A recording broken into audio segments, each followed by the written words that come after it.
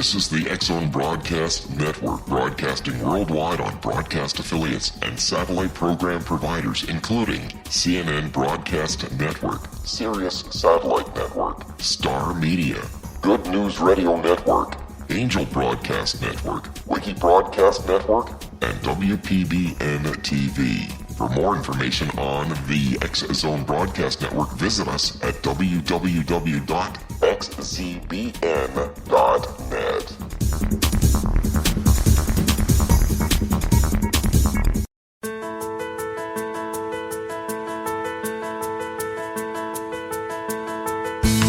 Hi, curious minds out there in our ever-expanding radio land.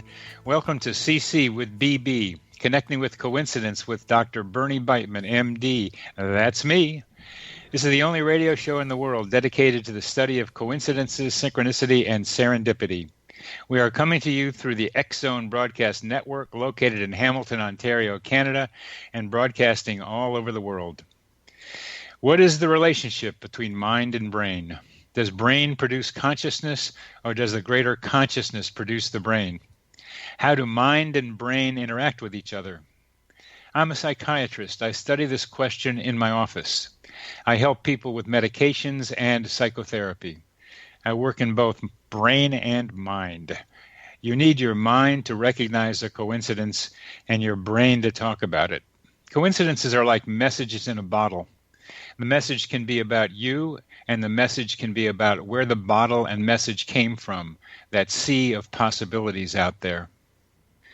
Coincidence sometimes points us toward previously unrecognized causal connections. They teach us about hidden potentials within us, like telepathy and human GPS, our ability to get places we need to go without knowing how we got there. They tell us about other intelligences that may be influencing our lives, and they sometimes trick us. The phrase connecting with coincidence is my coincidence brand. It is the name of my book, my Psychology Today blog, my website, and my social media sites. To find any and all of them, please put Connecting with Coincidence in your search engine. Would you like to know how sensitive you are to coincidences? Take the Weird Coincidence Survey on my website. Coincidence stories suggest that each of us is part of an intricate web of emotions and ideas that exists both inside and outside our bodies. Our participation in this matrix of feelings depends on our time together and the degree of shared emotions. I call this web the psychosphere. The psychosphere is something like our atmosphere, around us and in dynamic flux with us.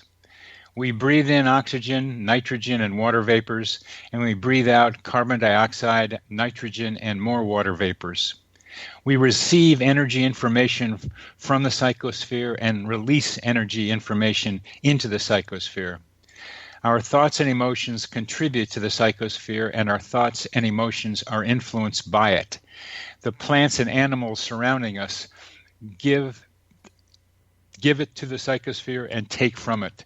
The technologies we invent reshape it and are products of it. We are in dynamic relationship with it. And that means the internet, that technological monster we are all becoming more and more part of. The accumulating billions of internet clicks are providing a scaffolding for energy information exchanges, increasing the likelihood of what were once thought to be rare coincidences like telepathy and nature-human interactions.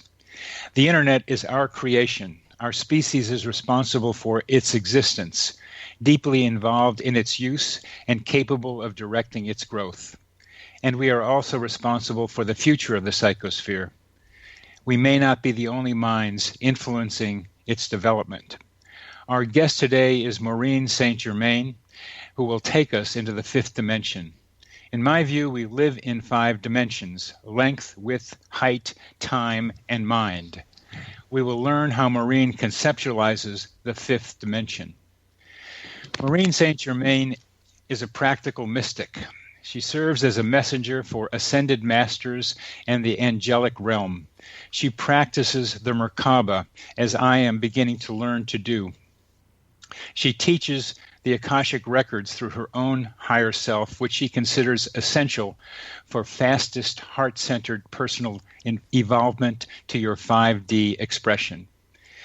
She is the author of several books, including Beyond the Flower of Life, Be a Genie, and Reweaving the Fabric of Your Reality, along with dozens of guided meditation CDs. She also has recorded and produced a DVD on how to learn the MerKaBa. Her books and CDs have been translated into Russian, Italian, and Chinese. Since 1994, she has traveled and taught meditation and sacred geometry and manifestation. Welcome to the program, Maureen. Delight to have you here. Likewise. Can you hear me okay? Hear you just fine. Excellent. And we're gonna this part of the segment will be closed in just a minute. But I want you to know that I am learning the MerKaBa and meditating with it. Metatron. I have a Metatron book that is guiding me in being able to do it. So I personally am particularly interested in how you think about it and how you got involved with MerKaBa and its teachings. Sounds good. I also have an amazing coincidence story that I haven't told you about yet. Give us a little hint, and then we're going to end this segment. Give us a little preamble.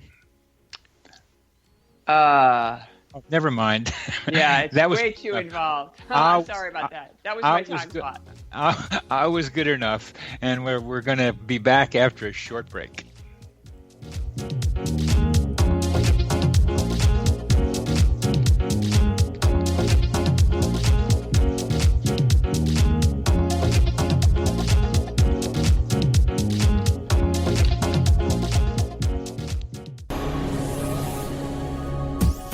This is the X-Zone Broadcast Network, broadcasting worldwide on broadcast affiliates and satellite program providers, including CNN Broadcast Network, Sirius Satellite Network, Star Media, Good News Radio Network, Angel Broadcast Network, Wiki Broadcast Network, and WPBN TV. For more information on the X-Zone Broadcast Network, visit us at www.xzbn.net.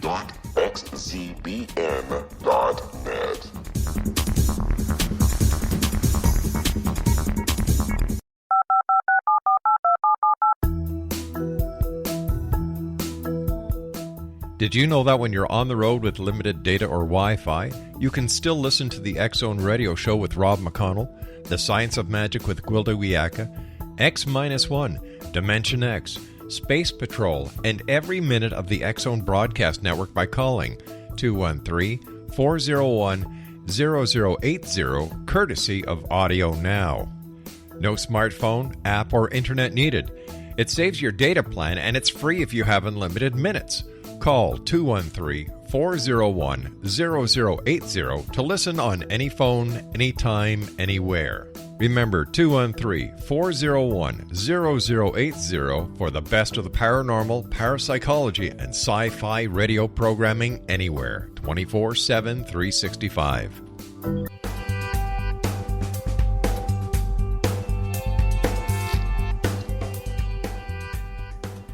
Welcome back to CC with BB, Connecting with Coincidence with Dr. Bernie Beitman, the only radio show in the world focusing on coincidences. And our guest today is Maureen St. Germain, who will tell us an outstanding coincidence. Okay, so the story begins with the fact that I do check in with my higher self, and I consider that guidance 100% accurate. So when my husband and I made a plan to travel from San Diego to Los Angeles for the day to attend a museum, I always check in. And then later, my husband said, you know, we don't have to be there till later for the concert of your friend. Why don't we go to the new Broad Museum that is just opening? It's only been open a few weeks. And I said, well, let me check in. And my higher self said yes. Now, I will tell you personally, I did not want to add another event to our already big day of driving to LA and back. But my guidance was clear, so we got up early and we were at the museum an hour before it opened to get a good place in line to get in. The line for the free entry was probably already had 200 people.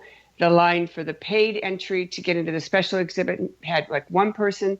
And then there was another longer line of all the people who had bought tickets 6 months ago before the museum opened. As soon as we get in line, my husband looks at me and says, I'm going for coffee, and disappears. 15 or 20 minutes later, a woman walks up and says, I've got a couple of tickets, extra tickets for the early entry. Does anybody want them? And I'm looking around, and I've already made friends with everybody in line, and nobody speaks up. And so I said, I'll take them. And she says, oh, well, it's for 2 people. And I said, well, I am 2 people. My husband just went for coffee. She said, well, you need to come back and stand in line with my family. And I had already seen where she had come from, which was much further back, but because she had early entry, it wouldn't make any difference. So I said, okay, I'll do it. And I told my new friends, tell my husband when he comes back where I'm at. So off we go. And then as soon as we get in line, we stand there for a few minutes. And I say, well, I better go check and see if my husband's back. And he's not back. And then when I come back the second time, she says, the woman who gave me the spot says to me, I'm going to go check on something at the front of the line. Here, you hold the tickets, because if we get separated, you'll need this to get in. So now I'm holding her paper ticket that she's printed off the internet, and it has the name Regelsberger, a very interesting long German name. And I looked at the man who was with her, and I said, you know, I used to know a family named Regelsberger, but they're from Ohio. And he said, well, we're from Ohio. And without skipping a beat, the older woman who was standing next to him looked at me and said, are you Maureen? This woman was my mother's best friend when I was growing up. The last time I had seen her was at my first wedding 40 years earlier. Beautiful. Isn't that cool? Yes. And it gets better, because now I've hired her granddaughter to work for me in New York. Oh, wow. That somebody told me something like that, and it was in Ohio that this one took place. And I was trying to get the story back, and it's complicated why I didn't. But that running into somebody who knew your mother thing and was at your wedding, that one I've heard that one before. Heard it on Jury Duty, where something similar happened. They did something like just what you talked about. When you think about that, Maureen, all right, before I ask you that question about explanation, when you check into your higher self, could you tell us what you do when you do that? Yes. This is a technique that I teach people, and I take people through a guided meditation where we actually ask the higher self to move into the heart. Once the higher self is moved into the heart and we've opened up that connection, then we ask the higher self to give us a symbol or signal that stands for yes and no and neutral. And 95% of the people that I work with get a signal right away. They get a color, they get a shape, they get a figure. Like one woman got a thumbs up for yes and thumbs down for no. Other times people get body sensations. Their stomach feels funny for no, or they feel a very strong sensation on one side of the body or the other. A story about a woman who had an itchy ear, didn't like it and complained, and so then her toes started to itch. No, I'm waiting for my signal. And so then her whole body starts to itch, and then she realizes, oh yeah, that's my signal. Better take it what I get. So it could be something unusual. It could be something that doesn't match, an itchy ear and then a pit in your stomach. But what happens is then you have to practice that for 45 days. And you practice it by being playful and only asking unimportant questions. So for 45 days, you're allowed to ask about stuff you're willing to do, whether it's, put on certain jewelry, take a certain route, whatever. If you care about the answer, you're not allowed to ask. You're not allowed to ask predictive questions, and you're only allowed to ask yes, no. This is a real narrow focus. And you're not allowed to use any other divination tools. No pendulum, no muscle testing, none of it. It's all off limits for the 6 weeks. At the end of the 6 weeks, you have a connection that you can recognize even in a difficult situation. And that's the whole point. People second guess their guidance and blow it off or discount it. And lots of times people don't pay attention to it. So by paying attention to it and always responding in a proactive way, you gain that legitimacy with your consciousness. And then that connection becomes 100% clear and 100% accurate. So we just check in. And please go through the beginning part of that where you invite your higher self into your heart. I'd be happy to take people through the meditation. You want to do that right now? It'll take about 2 minutes. Go ahead. Okay. So if you're in a spot where you can do this, don't do this while you're driving or operating machinery. But if you can, sit quietly, close your eyes, and think of something you love, a pet or an infant. And you say to this little one, I love you, 3 times. Just say that in your thoughts. And your heart will start to expand. If you're sensitive, you'll actually feel it in your chest. Yeah. Now we take that energy and we send it up the spinal column, up the pranic tube energy, past the throat chakra, the third eye, the crown chakra. We keep going all the way up to the 8th chakra, where the higher self portal is. And we invite the higher self to join us in our heart, which is the lowest place the higher self can be while we are in our 3D bodies. So we've invited the higher self in, and we ask the higher self now, higher self, we want to improve the connection between me and my higher self. I want to be able to hear your responses to my questions, and I'm going to practice with you for 6 weeks. To that end, I would like my signal for yes. So what does yes look like, feel like, sound like, smell like, taste like? Give me my signal for yes.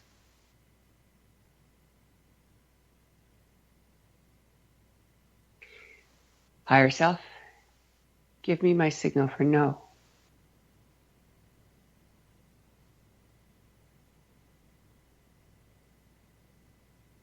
Higher self, give me my signal for neutral.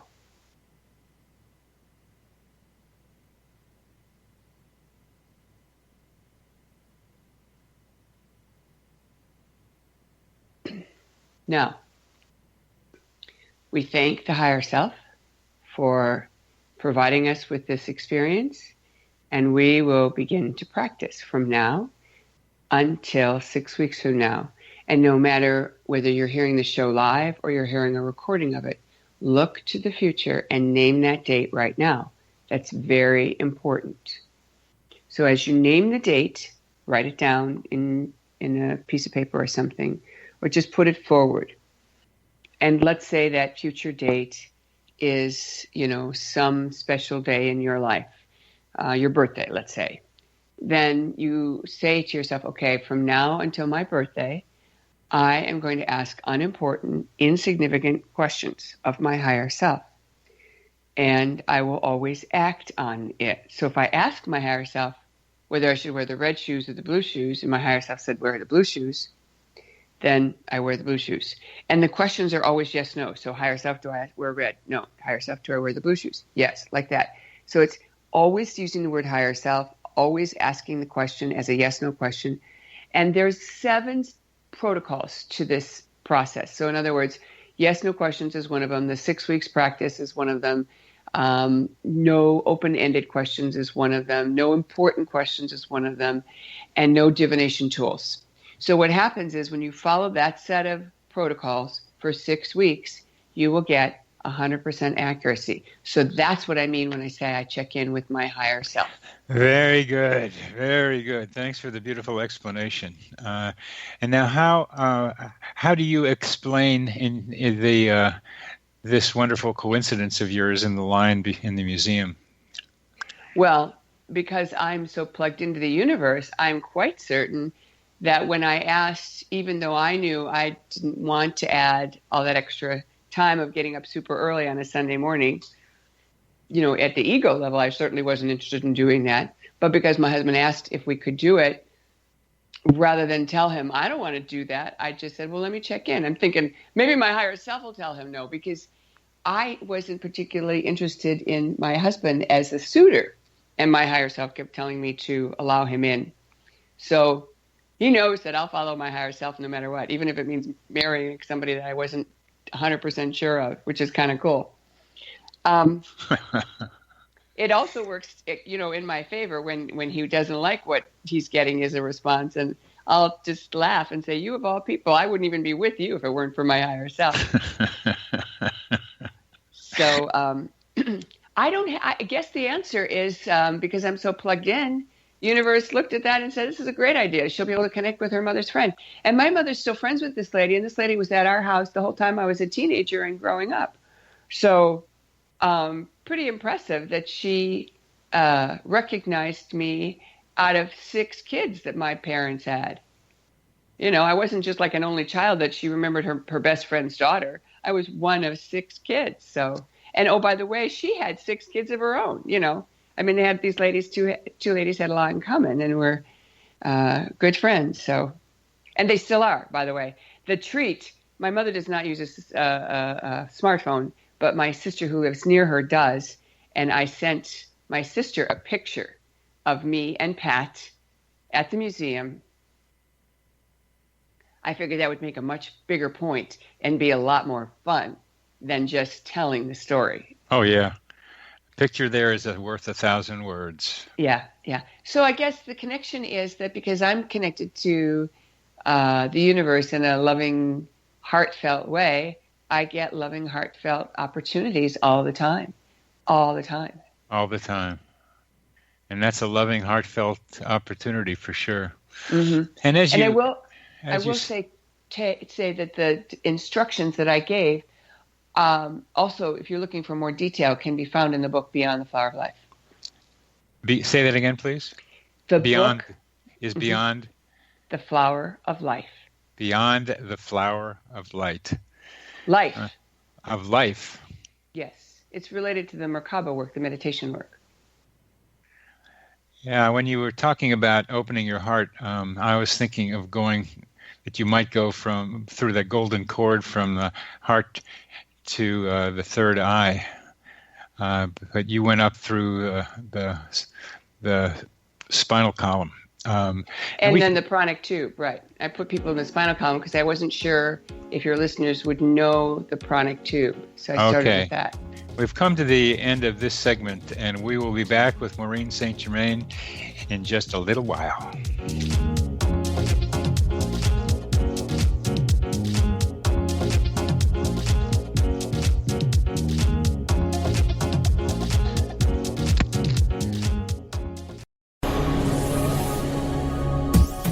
This is the X-Zone Broadcast Network, broadcasting worldwide on broadcast affiliates and satellite program providers, including CNN Broadcast Network, Sirius Satellite Network, Star Media, Good News Radio Network, Angel Broadcast Network, Wiki Broadcast Network, and WPBN TV. For more information on the X-Zone Broadcast Network, visit us at www.xzbn.net.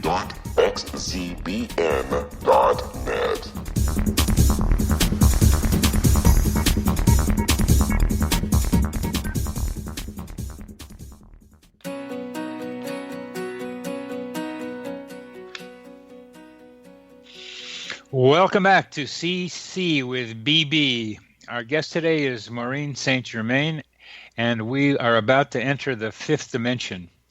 Maureen, could you talk about how synchronicities and the 5th dimension are related and tell us about what the 5th dimension is, please? The 5th dimension for me is best explained by saying that I see 3D as a projection from other dimensions, and it represents what we observe as physicality. 4th dimension is the realm of emotion, where the energies still contain polarity and energies of emotion are amplified. And then 5th dimension is the realm where most churches teach us is heaven. And it is the version of yourself that is plugged in enough to the divine to know who you are. It is the realm where there is no need for polarity, and it is a realm of action and bliss. So I'll use the phraseology, when you first get to heaven, all you want to do is relax and enjoy. But then once you've been relaxing for a while, you're ready to do something. And that's then the expanding version of fifth dimension. So fifth dimension is the combination of the human who is going to become divine, like the Buddha, like Christ, like Krishna, and embody their divine signature within the physical body. And I believe that's where all of humanity is going, by the way. We better be, and I hope so, and it looks like it. That's well said. Thank you. How does the fifth dimension relate to higher self? As a mystic, what I have been guided to know is that your fifth dimensional self and your higher self are the same. So when you invite your higher self in, you're actually inviting the version of you that has this level of mastery that we are aspiring to. Okay, that's what I thought. I have a friend who is with whom I think I can be in her higher self and my higher self around the same time, and it's a wonderful experience. And as she says, we should be relating to each other like this. More people should be relating higher self to higher self. Indeed. One of the things that I'd like you to comment about is interpersonal relationships. I'm a psychiatrist. I do psychotherapy, and I study relationships. A lot of people are studying relationships, not just me, not just within the profession. But I see a lot of some people, read about some people, experience people who may be developed spiritually, but are not very well developed interpersonally and psychologically. They need to be going together, I think.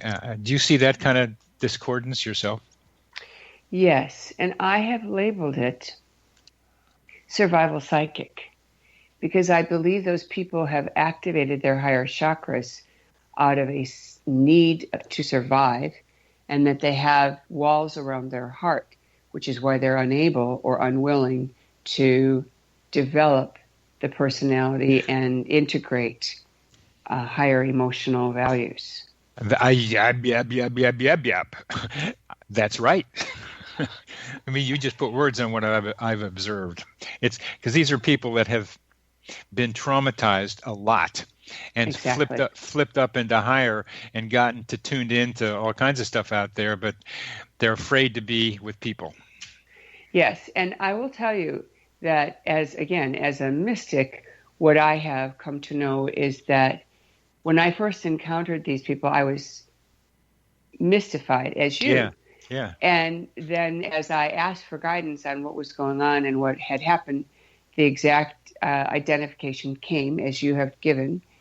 And what I have learned is the way that person becomes healed is to do heart work. So, for example, I have an exercise in the same book, Beyond the Flower of Life, called the I Love You exercise. And it is a deliberate process, and there's 3 steps to it. The first step is you write all the I love you statements of the people in your life that love you, that you feel good about, and their relationship is normal and healthy and happy. And then you write I love you statements from all the people that loved you imperfectly. That would be the parental units or whoever was your caretaker as a child, and their conditional love. And you rewrite it, and you follow this formula. And the formula goes like this. In the past, or I used to, one of those 2 phrases, and then you say, I was critical of how you did your homework, let's say. So it would go, in the past, I was critical of how you did your homework. But, great takeaway, today I can see you are a brilliant thinker, a wonderful executive, and I am so proud of you. Now, here's what happens. Everyone has an internal BS meter or an internal gatekeeper. And we all have heard this, that if all you heard was criticism as a child, that's the only thing your mind recognizes as value or real. So what we're doing is we're recognizing the phraseology in the past. I used to say these horrible things to you. That gets you past the gatekeeper, the front desk, if you will. And then once you're behind that gatekeeper, then you plant the but word and you reframe it the way you want it to be, the way you would have preferred they say to you. That's the first step. The second step is you record it in your own voice and play it back. And the third step is you do that every day, at least once a day, twice a day preferable, for 45 days, because 45 days gives you new DNA. And it is that point that your body shifts and gives yourself a new reframe. Very good. Very good. And relating synchronicities to the 5D, you've kind of already talked about it, but just get a little more firm about it, please. I think that synchronicities will be the norm. You know, Freud said it was simultaneity and meaning that gives value to synchronicity. And I think that... You mean Jung, I think. Jung, excuse me. I love that you mix them up. I'd like to hear Freud's. Hey, we can do that exercise with Freud. You used to say that was stupid. Now you're saying, exactly. Simultaneous. Well, yes, really. So, if this is the new normal, that means we will be attracted to this type of experience more often, which will give us more joy. And then when we get more joy, we'll get more of those experiences. So it's a self-repeating, self-producing kind of set of experiences. So I believe at fifth dimension, I also believe at fifth dimension that there's plenty of choice. Even though we say there's no polarity at fifth dimension, it doesn't mean there isn't choice. And the way I explain that is, you know, there are many colors. We're not sticking with black and white anymore. And as long as it's a color, it doesn't matter. It could be white or any of the colors. It could even be the absence of a color, but it's not likely because the fifth dimension is so filled with love that there's always love to fill the void. What you're implying is that synchronicities or meaningful coincidences are always positive. They are not. I have too many experiences, and part of what I'm trying to do is get people to be more discriminating about how they look at experience and decide about meaningful coincidences. What Very do you think? Interesting. There are. They deceive us sometimes. I like to say that coincidences provide us opportunities, but we decide how to use them. Absolutely. But, you know, it's interesting you say that they are negative as well. Yes. Apparently not in my world. You have to educate me. Yeah, not in your world. You've gotten to a place where it's a lot of flowers and happy and love by being in the fifth dimension. There are several different kinds of deceptive ones. Some are consciously construed by people to create what looks like a coincidence to fool somebody else. But we didn't need to talk about those. Oh, sure. You mean, you know, like rip-off artists. Like rip-off artists, yes, just to start off with. But the person on the other end of that doesn't know it. It looks like a great opportunity. So it requires discrimination of those. And that's a simple one to talk about. There are others that I call false promise coincidences. They look like they're promising something and it doesn't deliver. That doesn't mean there isn't something some good to be gotten from it, but the initial excitement, the positive, oh, the universe is looking out for me, doesn't pan out the way the person thought it looked to be. But I wouldn't even label those a synchronicity. I mean, if somebody gives me a promise and they don't fulfill, how does that fit into synchronicity? Well, what I'm meaning is a simple example of a man sitting on an airplane going for a job interview, happens to sit down with the boss of the guy he's about to be interviewed by. Okay. And they have a great connection. And things look like they're right, because here he met the right guy who's the boss of the guy who's going to be interviewing him. He goes for the interview and doesn't get the job. So that coincidence of meeting somebody on an airplane was very positive for him and looked like a positive future. But overlooking the entire possibility that he might get an even better job, and all he needed to do was make that connection now, because sometime in the future he is going to connect with that company. And I have seen that happen, where people think it's going to work this way, and it doesn't. A few years go by, time goes by, and suddenly they're doubling back, and they are connected with that person. That requires getting a future history. I mean, being able to figure out what the future is going to bring. And one of the troubles with a lot of the coincidence analyses is that they are looked at temporally, just now, to see what's going on. Exactly. I agree with you. Which is mostly the way we do it. But then there are those that take some time to unfold. I've had some bad things happen through coincidences that after a while really turned out to be a good thing. But in the moment, or even the months of some of these bad ones, it looks like what was supposed to be turned out to be pretty terrible. The judgment here in our emotional fourth dimension is black or white, and it looks bad now. So usually people don't take the temporal perspective that you just described, and you don't know whether you're going to get caught up in that company, or because you didn't get the job, you really got a better one. You don't know that at the moment. At the moment, it looks promising.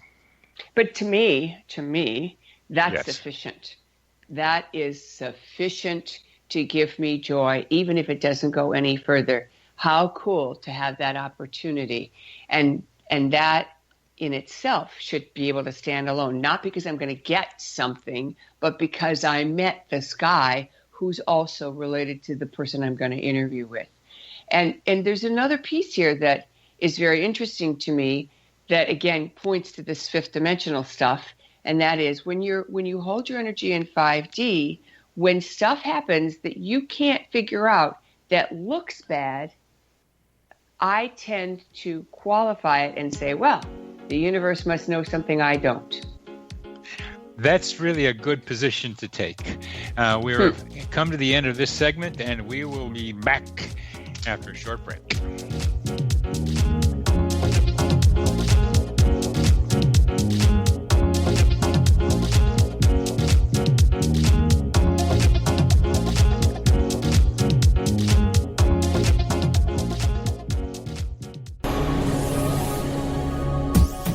This is the X-Zone Broadcast Network, broadcasting worldwide on broadcast affiliates and satellite program providers, including CNN Broadcast Network, Sirius Satellite Network, Star Media, Good News Radio Network, Angel Broadcast Network, Wiki Broadcast Network, and WPBN TV. For more information on the X-Zone Broadcast Network, visit us at www.xzbn.net.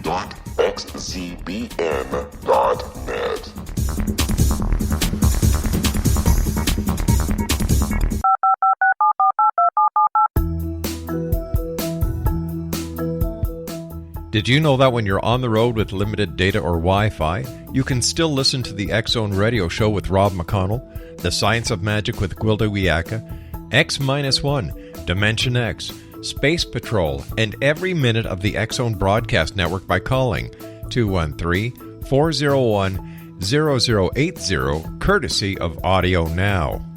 No smartphone, app, or internet needed. It saves your data plan, and it's free if you have unlimited minutes. Call 213-401-0080 to listen on any phone, anytime, anywhere. Remember 213-401-0080 for the best of the paranormal, parapsychology, and sci-fi radio programming anywhere, 24/7, 365.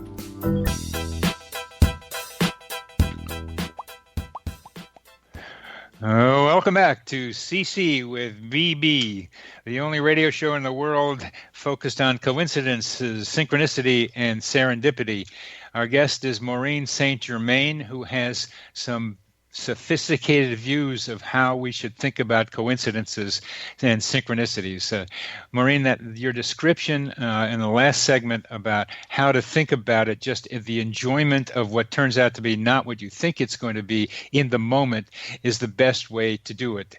There's another version of this that you're also implying. Let's see what happens. But that one is a tougher one to hold on to. That's more of a scientist perspective than personal, but people should do that one too, as I have.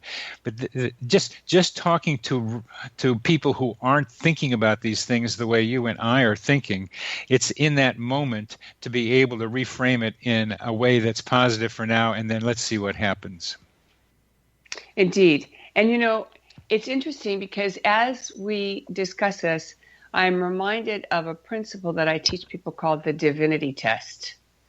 And the divinity test is when you believe in yourself as much as God does. And whatever your version of God is, doesn't matter. But to contemplate the possibility that you are held in high regard, and all you have to do is step up to that. And the divinity test is when it looks like you're going to fail or you're full of fear about failure, and then something happens to flip that switch. And I'd like to tell a synchronicity story around that, if I may. It's short. Please. I was at my very first speaking engagement after manifesting an opportunity to speak before a big convention crowd. I was one of the side speakers. And I had manifested, over 100 people in the room, standing room only. People kept coming in and no one left. The following year, I had had a lot of trauma in my family and a lot of stuff that was going on medically for a family member. And I was otherwise occupied. And as I'm at the convention to present again a similar presentation, I am very self-conscious about the fact that I haven't done good prep work. And I'm feeling very worried that I'm not going to produce the outcome that I want. So every chance I get, I'm studying now because now I'm not with my family and I'm not having to hold that problem. I get on this shuttle bus that takes you to all the hotels before it finally takes you to the convention center. And I've spread out, I'm still studying. And then I look up and I realize the bus is filled up and I'm hoarding my seat. So, of course, I gather everything up and I push everything into my briefcase. No one sits down next to me. We make one more stop. A woman gets on the bus, inches her way back to me, past all the people that are standing on the bus, looks at me and says, "Can I sit down?" And I say, "Of course." And she looks at me and she said, "I know you. Yeah. I was at your event last year. You changed my life." Beautiful.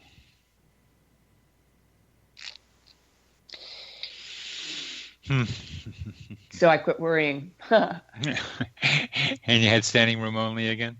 I did. Double the attendance. Oh, wow. Well, you're a very clear thinker and a very clear speaker. I can see how that can happen. Thank you. Why do you think serendipity is so important in the world today? I think it gives people hope. I think it gives people hope in spite of the fear that's being broadcast to people right and left. I think hope in this type of environment gives people the ability to know for certain that there is a possibility for something better than what they're seeing around them. People are bombarded with things to be afraid of all around them. Yes. So, and how do coincidences help people do that? Well, I think the first thing that happens is when you have a coincidence, you're filled with joy, because it's as much as it is like hearing a good joke. It's completely by surprise. It feels completely random. And at the same time, it feels like this can't be random. It must mean that that I'm special, they're special, this is special.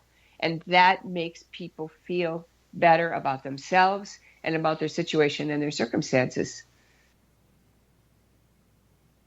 Yeah, one of the problems that happen with coincidences, people experience a lot of them. They start to think of themselves as too special. And well, I think that that's relative. I mean, we all go through what I will say.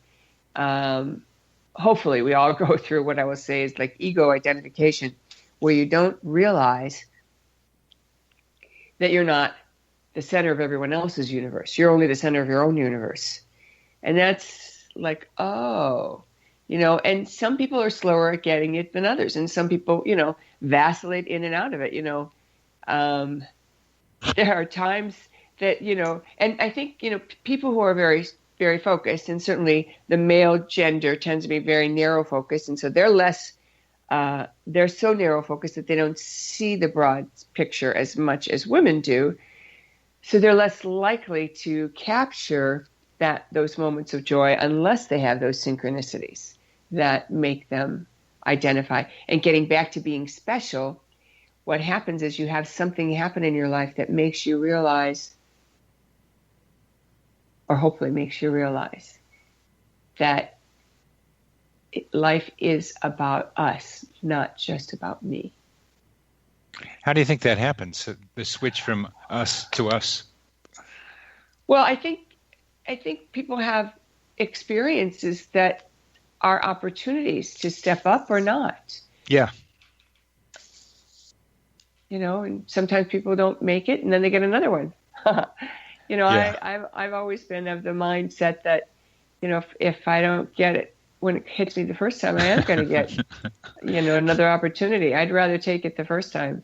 But sometimes we're not ready. It's like some people don't pass the bar the first time, or they don't, and this goes back to the higher self, because I will tell you, there have been moments in my life when something happened, people behaved badly, or I thought they were behaving badly, and I wanted to, I'll say, lash out or say something, to make me feel better.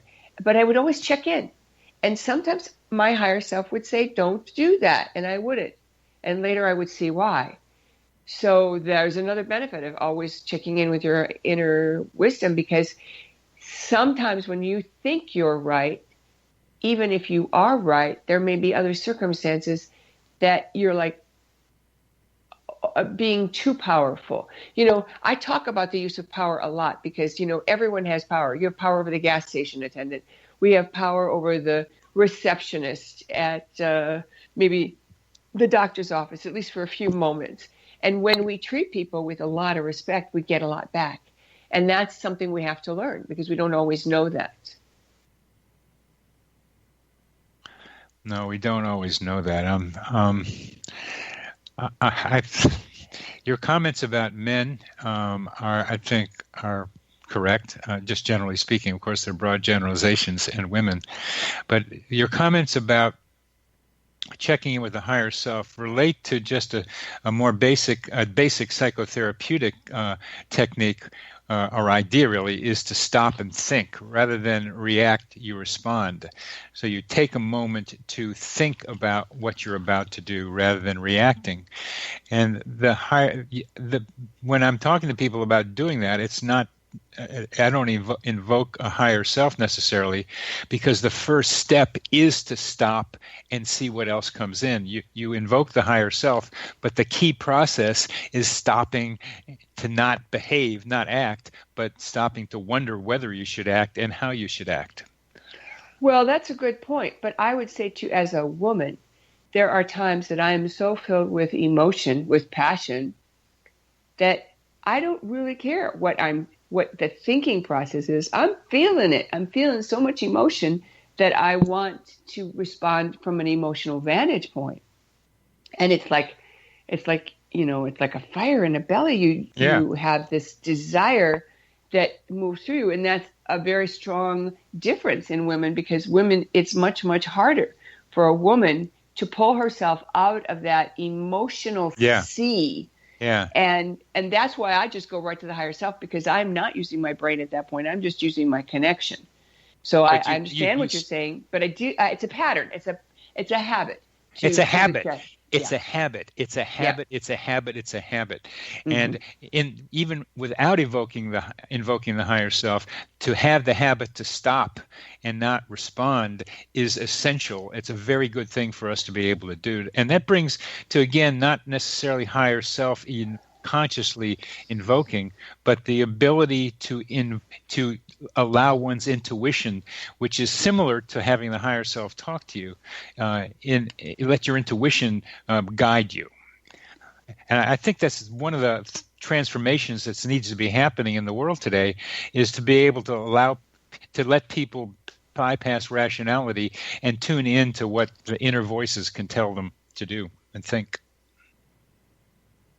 I have a mixed response to that, because I know a lot of people can be possessed and driven by outside energies that are not theirs. Yes. So I'm very careful. I don't like intuition from that vantage point, and that's why I always teach, make that higher self connection, because once you make that higher connection, then you're safe. You can't have interference. That's right, because those other things can interfere. Well, you're answering a question I've had. I've kind of scientifically suggested to people that they test out which voices are the ones to pay attention to and which ones aren't. You bypass that question by going to the higher self.